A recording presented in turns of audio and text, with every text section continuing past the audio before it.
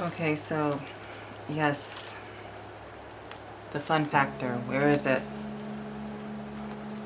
We've been conditioned to think that this humanly grand design is fun because of rewards and treats, stimulus response.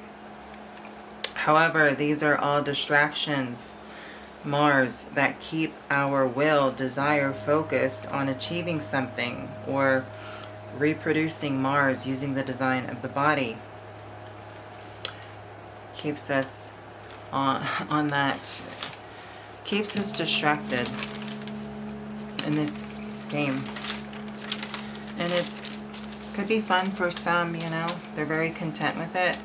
I just would like to find the truth for the collective, and I know because of my energy, a Pisces ascendant, a bleed through, 8th house energy, soul merging, mine Ketu and Scorpio, Pluto, conjunct moon, Scorpio, 8th house, and my 12th house energy, which is the collective, subconscious, Mars and Venus, both there. Whatever I do intuit, because I do have the 9th house energy, the Sun conjunct Neptune, my 10th house, Sun, Sagittarius, Neptune, Capricorn, my Jupiter is in Capricorn, so, you know, both of my rulerships, you know, Pisces and Sagittarius are both there in the house of Capricorn. 11th house, Aquarius, humanity. And my Mercury retrograde, which is conjunct the midhaven and Uranus, 9th house. And my Saturn, also 9th house with Ketu, Scorpio.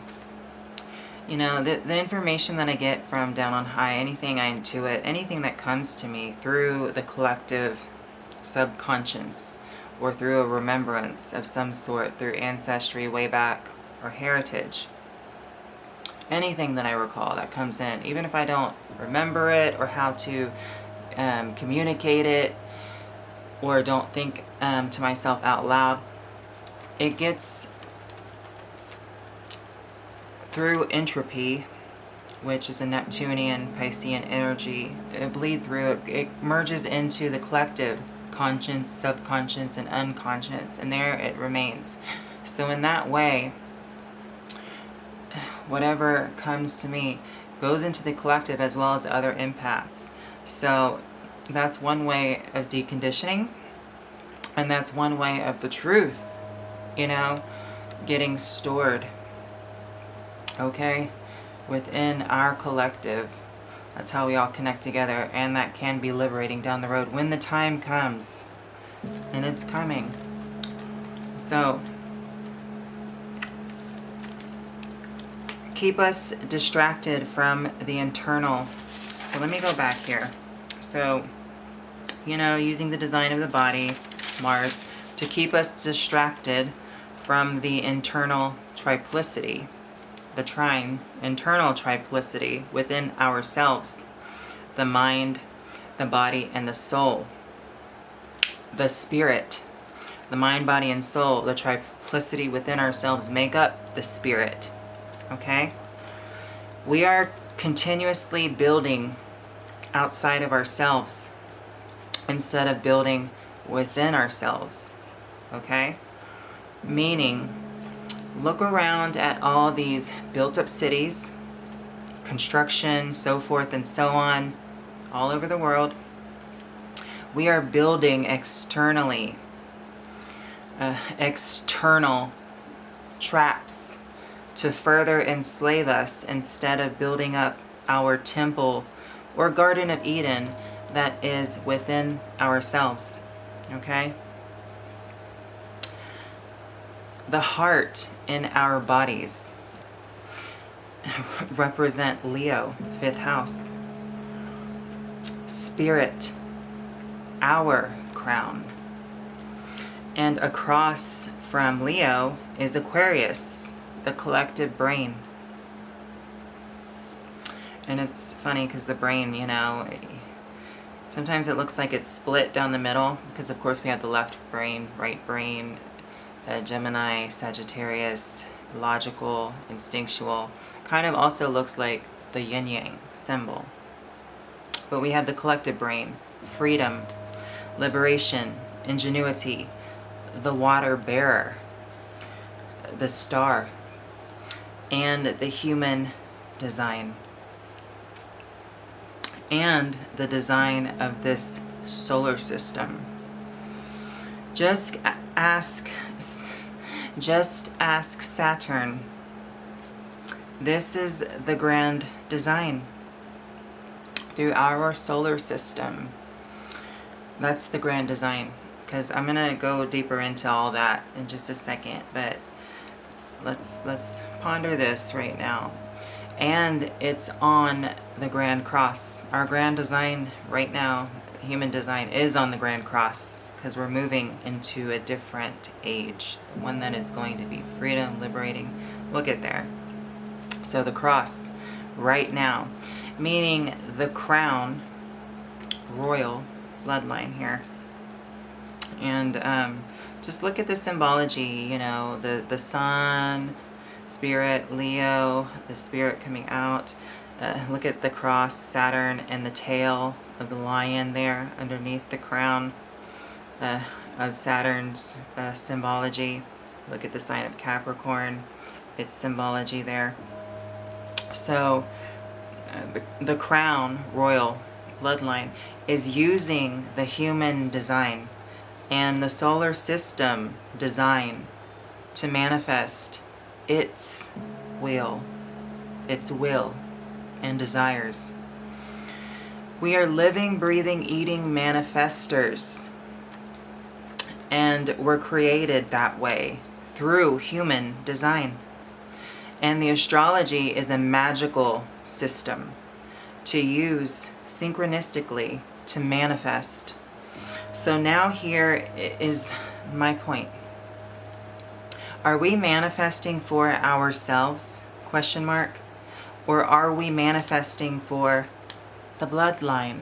Question mark. The crown.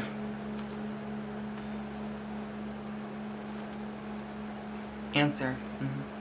So the Garden of Eden isn't a place on earth. It is earth. So now we're going to talk the arrangement. So this is what I'm going to do now. Let me get my book here. Oops. Okay, so let's see.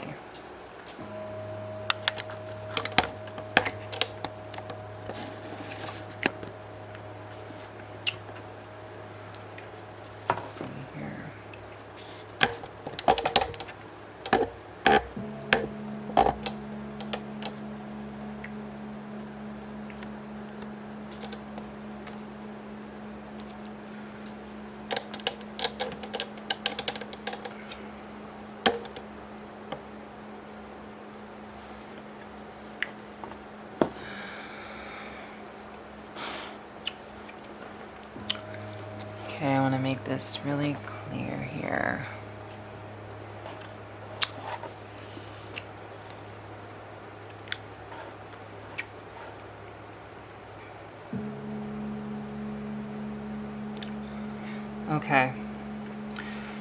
Okay, so just try to stick with me. I'm going to explain this the best that I can. So this is the grand design here. Our solar system. You can think of it as, from the point of Neptune, a black hole into our dimension here. Our solar system. And there are many out there. Okay, I want to bring up a researcher called Lloyd Pye. He was talking about the Anunnaki and the hominoids. He was talking about a planet, nebulous, and there was another planet that crashed together, you know, somewhere close to Earth. And this crash threw Pluto's or excuse me, through one of Saturn's moon, which was Pluto, all the way out to this orbit. And you think, okay, this is an accident, you know, so forth and so on. And the Anunnaki created a human, crossbred their DNA with the primitive people here on Earth, or species on Earth, to form somewhat of a slave race to harvest gold out of the mines of South Africa in order to repair their atmosphere, because gold is the perfect reflector, so they could go back to wherever they need to, right? And you think, oh, they left our solar system. No, the Anunnaki right here went to Saturn, okay? And there was other collisions, you know, you can research these on your own, but there was some sort of collision where Mars and Venus separated, somehow collided, the Earth. There was another, perhaps Earth, that collided. So there was a lot of things going on in our solar system to make it the way it was. Was it an accident? No, it was intentional. Okay? So this crown, the 13 bloodlines, the AI alien intelligence, Anunnaki,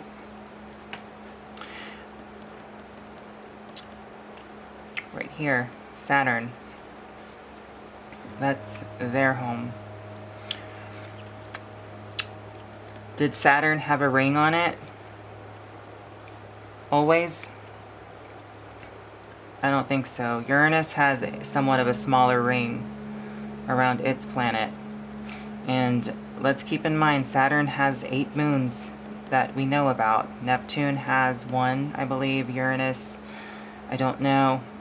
Earth, we have 1. Mercury, none, of course. Venus, none. Mars has 1. Jupiter has 4. So let's keep all these in mind. Pluto is a moon of Saturn's. And we have the sun. So this grand design here, okay, through this so-called accident regarding what I just mentioned, and you can do your own further research. I'm just trying to make this very easily to understand, to ponder. And I'm sure things will come to you as you ponder this of your own. So we think about religion, Christianity, we think about Jesus, we think about the sacrifice, the Son of God.